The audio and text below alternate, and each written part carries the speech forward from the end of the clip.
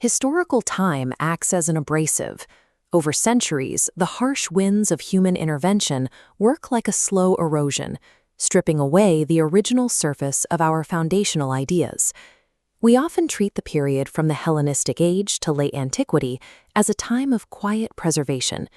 We imagine commentators as neutral teachers, standing back to let the original texts of Aristotle speak for themselves. This diagram shows the actual mechanics of the ancient commentary format. At the center is the lemma, a short excerpt of Aristotle's text. But notice the margins. As the exegesis expands, the commentary physically and intellectually engulfs the original words. This format was a Trojan horse.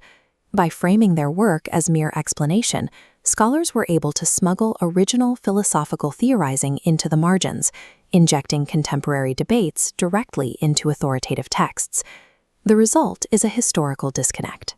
The Aristotle that survived into the modern era is not the pure historical figure of the 4th century BCE. Instead, his work became the site of a 600-year ideological war. On one side were peripatetic defenders striving for doctrinal purity, on the other, Platonist harmonizers working to merge his logic with an entirely different system. The Aristotle we study today is a highly engineered composite construct, built by these competing commentators to serve their own philosophical ends. By the 2nd century CE, philosophical schools had become formal institutions within the Roman Empire. Imperial power began to dictate the curriculum. The Emperor Marcus Aurelius established public chairs of philosophy in Athens, providing a salary and a mandate to the heads of each school. Alexander of Aphrodisias held the chair of Aristotelian philosophy. His primary goal was to define a genuine Aristotelianism that could stand alone against rivals like the Stoics. This is the closed-loop model of interpretation. Alexander argued that any ambiguity in an Aristotelian text must be solved by applying Aristotle's own logic and physics. The information flows back into the system to verify itself. This methodology was tested by a specific problem in Aristotle's De Anima. In one elliptical passage, Aristotle mentions something called an active intellect. The mention is brief and lacks context. It forces the reader to decide, is this intellect a part of the human mind, or is it something else entirely? Alexander used the commentary format to solve this ambiguity with aggressive precision. He argued the active intellect is not human. It is a non-human entity that enters the person from without, remaining unaffected and separate. This interpretation identified the active intellect with the first cause of the universe. He was equating a part of the thinking process directly with God. From a single vague sentence, Alexander constructed an entire theological architecture that linked human thought to the divine. Other commentators, like Themistius, fought back. They insisted the active intellect was an integral part of the human soul, not an external deity. But Alexander's effort achieved its goal. It turned Aristotle's philosophy into an impenetrable, self-sufficient fortress that required no outside help to function. Moving into the 3rd century, the intellectual landscape shifted. A new comprehensive system of Platonism began to dominate late antiquity. These new commentators were Platonists first. For them, Plato was the ultimate philosophical authority, and all other systems were merely precursors to his truth. Rather than rejecting Aristotle, they launched a harmonization project. They claimed Aristotle was a true descendant of Plato, meaning his works could be integrated into a larger Platonic framework. They organized this harmony into a reading curriculum that functioned like a staircase. To reach the top, a student had to master every step in a specific hierarchical order. The bottom step was Aristotelian logic. The organon was re-engineered into a mandatory tool that every beginner had to learn before they could even discuss philosophy. The middle steps were Aristotle's ethics, physics, and metaphysics. These served as intermediate mental training, preparing the student's intellect for higher truths.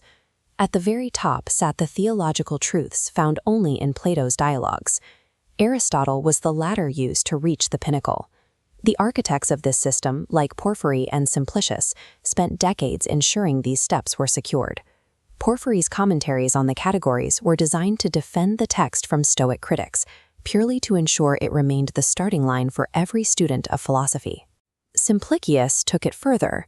stating that an interpreter should look past the literal discordance of the words to find the spirit of harmony between Aristotle and Plato. This process achieved harmony through subordination. It permanently stripped Aristotle of his independence, turning his philosophy into a support structure for Platonic theology. This staircase model had a structural consequence that redefined the entire system. In Aristotle's original structure, his study of the soul was part of a holistic investigation into living organisms. Physics, biology, and psychology were a single, continuous field. This chart compares the original network of disciplines on the left to the late antique curriculum on the right. Notice the original map. The study of the soul is interconnected with the biology node. For Aristotle, you couldn't understand the soul without understanding life. On the late antique map, the biology node is missing. It has been severed from the system, leaving the study of the soul entirely isolated. This cut was intentional. Earthly biological observations of animals and plants did not fit the abstract upward movement toward Platonic theology. Commentators stopped writing on Aristotle's biological works entirely. They were effectively dropped from the philosophical curriculum. This severance changed how everyone read the De Anima. Originally, Aristotle saw the soul as a biological organizing principle, the force that makes a body a living body. But because it was now read in isolation from biology, commentators began to interpret the soul as a purely mental phenomenon. This shift created an enduring ripple effect that persisted for a millennium. By excising the biological context to fit a theological curriculum, these commentators reframed the soul as a study of the mental rather than life itself. They prioritize abstract thought over the biological science Aristotle intended, setting the precedent for the Western focus on mind-body dualism. History operates through a bottleneck. Massive amounts of raw information are compressed and filtered, leaving only a narrow stream for the next generation. In the 6th century, the filtered version of Aristotle moved from the Greek East to the Latin West. The scholar Boethius translated Aristotle's logic into Latin, surrounding it with double commentaries, one version for beginners and another for advanced students. Boethius was the final gatekeeper. He ensured that medieval Europe received Aristotle not as a holistic scientist, but as the highly engineered Platonized version created by the commentary tradition. This reveals the ultimate paradox of the commentator. Often, the very act of preserving a historical text is the exact same process that entirely transforms it.